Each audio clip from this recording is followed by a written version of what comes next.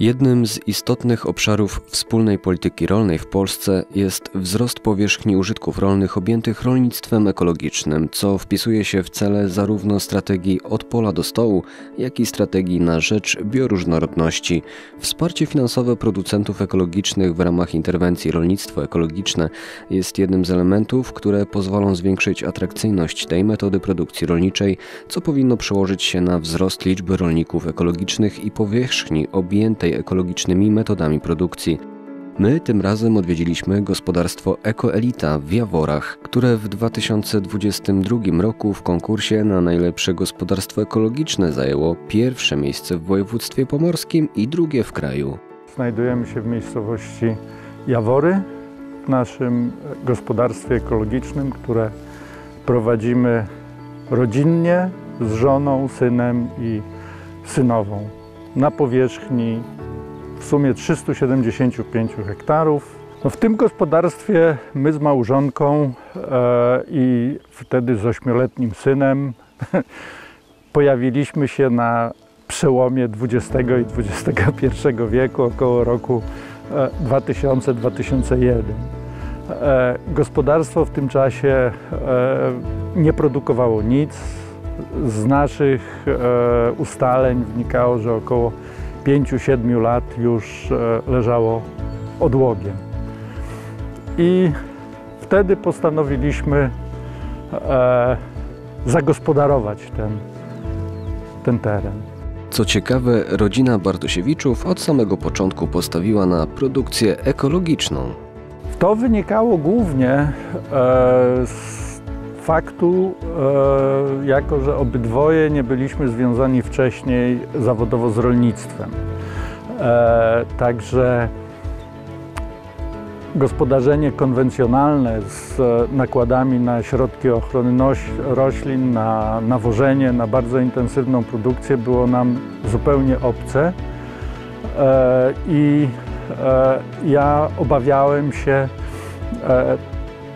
tak wielkiego ryzyka finansowego przy tak zaniedbanym gospodarstwie, bądź co bądź na terenach, które nigdy nie słynęły z super jakości gleb i z wspaniałych warunków klimatycznych do produkcji rolnej. Dlatego w pierwszym etapie zamysł był taki, że stosunkowo niewielkimi nakładami będziemy w stanie uruchomić to gospodarstwo. Jak już będzie coś produkowało, to zastanowimy się, co dalej. Ekologia przy stosunkowo niskich nakładach w początkowym etapie gwarantowała może nie zysk od razu, ale przynajmniej niewielkie straty. I to był taki główny element, który przeważył. Z upływem czasu zauważyliśmy, że nie jest to takie straszne, jak mogłoby się wydawać. Wymagało oczywiście zgłębienia wielu tajników, które nie były dostępne tak w powszechnej literaturze. Trzeba było troszkę sięgnąć do opinii starszych rolników, którzy jeszcze znali te metody, bo przecież rolnictwo ekologiczne nie jest niczym nowym. To jest przecież sposób gospodarowania od wielu stuleci, który był stosowany, jak również też do korzystania z doświadczeń rolników, którzy produkują od wielu lat ekologicznie, czy produkowali w tamtym czasie. Produkcja ekologiczna to tak naprawdę sposób uprawy, który funkcjonował przez stulecia, gdy nie było chemii, sztucznych nawozów. Nic dziwnego, że do upraw ekologicznych znakomicie nadają się stare odmiany zbóż. Uprawa w ekologii wymaga jednak sporej wiedzy i jeszcze więcej pracy. O ile rolnik konwencjonalny ma możliwości reagowania na jakieś swoje opóźnienia, czy na niekorzystne warunki atmosferyczne, czy chemią, czy jakimiś odżywkami, czy nawozami, W rolnictwie ekologicznym jest to niesłychanie ograniczone. Jeżeli nie wykorzysta się tego odpowiedniego momentu, żeby zasiać roślinę, żeby o nią zadbać, no to później już w tym sezonie nie ma możliwości naprawić tego błędu. Tak? Niesłychanie istotne są też odmiany roślin, które się uprawia, tak? Ponieważ wiele odmian dostosowanych jest do nowoczesnych czy tych nowych, konwencjonalnych metod dbania o nie. Chodzi o zabezpieczenie przeciwko chorobom grzybowym, przeciwko jakimś tutaj szkodnikom latającym i bez tego one nie dadzą sobie rady. Natomiast stare rośliny zupełnie dobrze się bronią. Tym takim zbożem niesłychanie znanym i prawie synonimem rolnictwa ekologicznego jest orkisz, tak? Oplewiona pszenica. I tu chciałbym to troszkę powiedzieć jako anegdotę, ponieważ my uprawialiśmy orkisz tutaj, jak wprowadziliśmy go na nasze grunty, specjalnie nikt w okolicy nie wiedział, co to za zboże jest. My też nie wiedzieliśmy, to jest nowe. I proszę sobie wyobrazić, kiedyś z takim starszym gospodarzem już w tamtym czasie 80-letnim, ja byłem wtedy 50-latkiem, i go się pytam, proszę pana, co to jest za zboże? Czy pan to wie, czy to kiedyś tu rosło? A on, stary kaszeba, mówi, to jest przecież plewenwajcen, czyli oplewiona pszenica. I okazuje się, że to było zboże zarówno płaskórka, jak i samopsza, jak i ten orkisz, niesłychanie popularny i praktycznie jedno z podstawowych zbóż konsumpcyjnych do czasu, dopóki nie wprowadzono nowych odmian pszenicy, które przy użyciu saletry i azotu syntetycznego dużo lepiej plonowały i wyparły te zboża. W gospodarstwie początkowo uprawiano zboża oraz bardziej wymagające rośliny typu gryka, biała i czerwona koniczyna czy łubin. Od 2009 roku w gospodarstwie równolegle prowadzona jest hodowla zwierzęca. Obecnie znajduje się tu około 100 sztuk bydła mięsnego rasy Limousin. Hodowla ekologiczna wymaga odpowiedniego dobrostanu, a także specjalnego żywienia, oczywiście pochodzenia ekologicznego. Pasza, która w systemie ekologicznym musi być pochodzenia ekologicznego, to jest raz. Dwa, bardzo mile widziane jest, żeby to było pochodzenia z własnego gospodarstwa.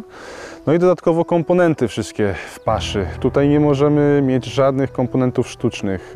Musi być to wszystko pochodzenia naturalnego. Musi być to ziarno, na przykład zboża, owies, groch jako źródło azotu. Także tutaj ta pasza faktycznie ona musi być naturalnego w 100% pochodzenia. Jeśli chodzi o dobrostan, no tutaj mamy takie dwie najważniejsze rzeczy. To jest sam budynek, w którym zwierzęta są przetrzymywane na okres wycielenia, tak jak to u nas jest. My staramy się na okres wycielenia trzymać w budynku z tego względu, że wtedy mamy maksymalną kontrolę nad wycieleniami, nad tym, w jakiej zdrowotności są zwierzęta, w jakiej zdrowotności są cielęta po wycieleniu. No i dodatkową rzeczą jest też powierzchnia pastwisk, która przypada na każdą jedną sztukę. U nas w gospodarstwie my przyjmujemy na jedną sztukę 1 hektar pastwiska.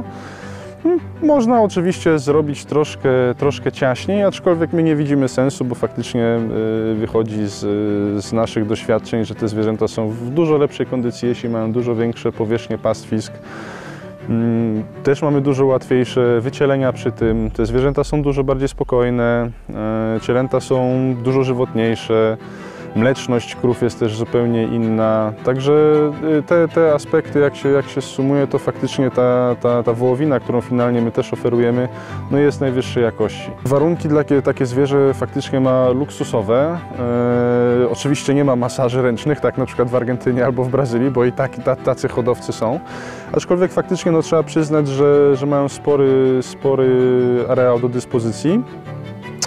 No i to się przekłada też właśnie na tą późniejszą jakość, tak? No bo zwierzę jest hodowane w bardzo spokojnych warunkach, ono nie ma żadnych bodźców stresujących, ono po prostu żyje tak, jakby żyło faktycznie w naturalnym środowisku, dajmy na to gdzieś na jakimś, nie wiem, na jakichś stepach albo gdzieś na jakichś gigantycznych pastwiskach typu safari. Rozbiórka, porcjowanie i sezonowanie mięsa odbywa się na terenie gospodarstwa. Wytwarzane są tu również przetwory w postaci olejów czy kasz. Ma to związek z naszym wykształceniem.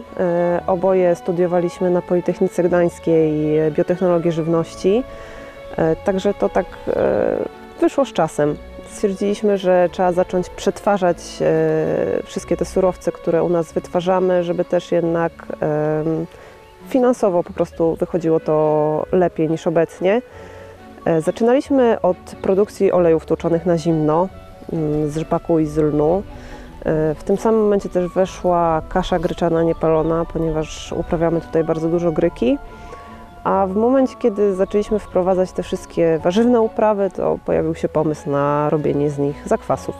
Produkcja ekologiczna jest niezwykle wymagająca. Nie osiąga takich plonów jak rolnictwo konwencjonalne, ale z pewnością są one lepszej jakości i wolne od chemii. Jeżeli chodzi o szkodniki, jeżeli chodzi o chwasty, czy jak my to dzisiaj nazywamy rośliny towarzyszące głównej uprawie, no trzeba nauczyć się po prostu z tym żyć, tak? I no są one częścią środowiska, częścią przyrody.